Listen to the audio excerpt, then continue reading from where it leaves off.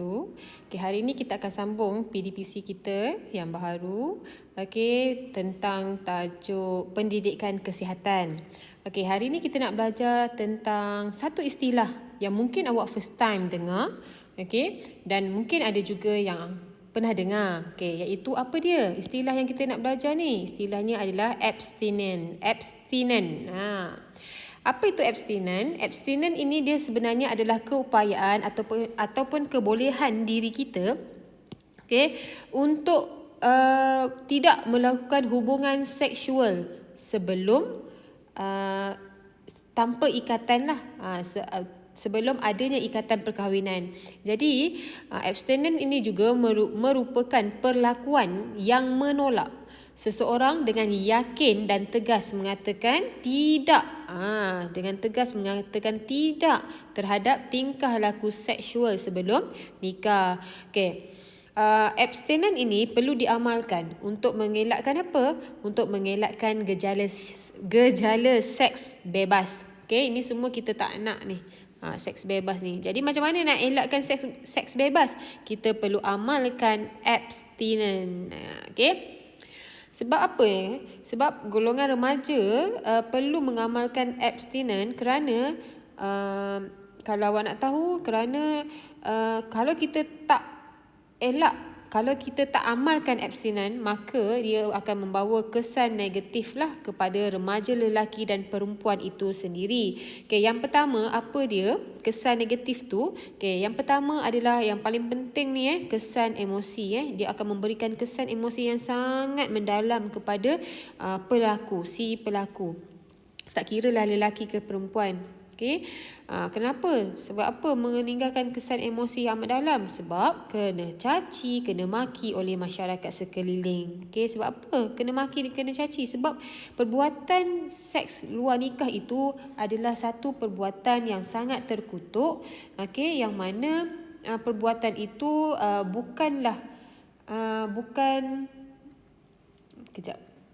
yang mana perbuatan itu bertentangan dengan norma kehidupan dan agama. Sebab itulah kebanyakan masyarakat dia sering melemparkan cacian, makian dahulu terhadap remaja tu. Lepas dah caci, lepas dah maki tu barulah kita slow down.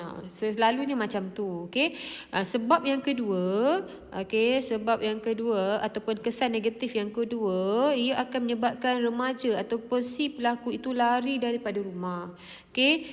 Pembuangan bayi, ini adalah yang paling na'udzubillah min zalik lah, pembuangan bayi.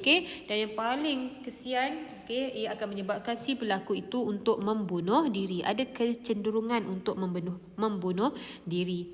Jadi sebab itulah golongan remaja pada zaman sekarang ni ataupun sesiapa saja perlu mengamalkan abstinent. Hal ini kerana kalau awak nak tahu, pengetahuan abstinent ini adalah tuntutan agama dan susila kehidupan yang dapat menyelamatkan remaja daripada gejala negatif. Awak nampak ni tuntutan agama. Agama sendiri pun menuntut agar kita mengamalkan abstinent. So info terbaru yang cikgu nak kongsi ialah STD. STD ni apa? STD ni dia adalah satu penyakit kelamin. STD ni bermaksud sexually transmitted disease. Jadi penyakit ini dia boleh merebak melalui hubungan kelamin, melalui faraj, dubur dan juga oral. Sebab apa? Sebab kita tak kenal pasangan kita yang melakukan seks bebas tu siapa, kan? Jadi siapa tu kita tak tahu latar belakang kesihatan dia. Jadi kita mungkin terdedah dengan penyakit STD. Jadi hari ni kita nak sambung sedikit lagi. Sebenarnya abstinent ni dia ada kemahiran dia. Dia ada kemahiran dia. Kemahiran abstinent. Macam mana nak buat tu, nak amalkan, nak belajar tentang kemahiran abstinent tu. Jadi kita bacalah dialog dekat bawah ni. Jadi awak boleh tengoklah ada terdapatnya remaja lelaki dan terdapatnya remaja perempuan. Sebab abstinent ini dia adalah dia adalah bukan sebabnya biasalah kita ni tertarik kepada yang berlainan jantina sebab benda ni benda yang biasa lumrah dalam perkembangan kehidupan remaja. Kita akan tertarik kepada yang berlawanan jantina, macam lelaki suka kat perempuan, perempuan suka kat lelaki. Jadi sebelum kahwin kita ataupun sebelum ada ikatan nikah, kita tidak boleh melakukan hubungan seks. Jadi hari ni cikgu nak ajar juga macam mana kemahiran abstinent ni. Kita tengoklah ni lelaki dengan perempuan ni.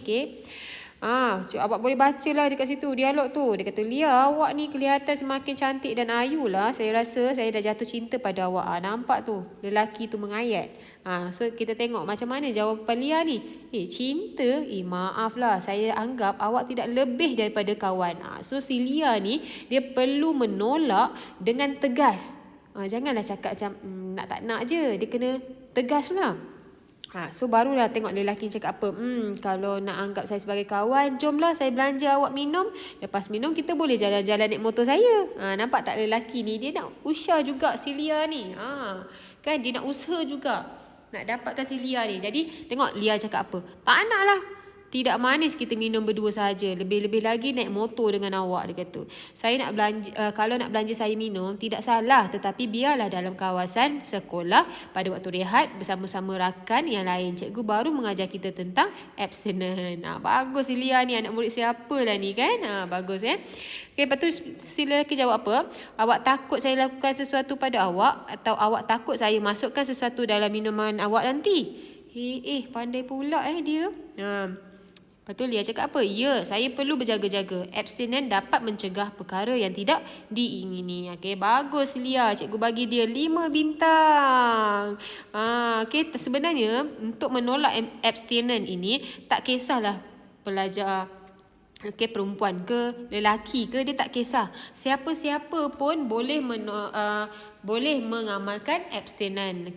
Jadi kesimpulannya, kita perlu berani, yakin dan tegas mengatakan tidak kepada tingkah laku seksual sebelum nikah. Jadi kemahiran abstinent dapat menyelamatkan remaja daripada menjejaskan reputasi diri dan juga keluarga. Jadi lepas ni bolehlah amalkan ayat-ayat abstinent tu kan, supaya kita dapat mengelakkan daripada gejala yang tidak diingini yang macam cikgu dah cakap tadi tu berlaku.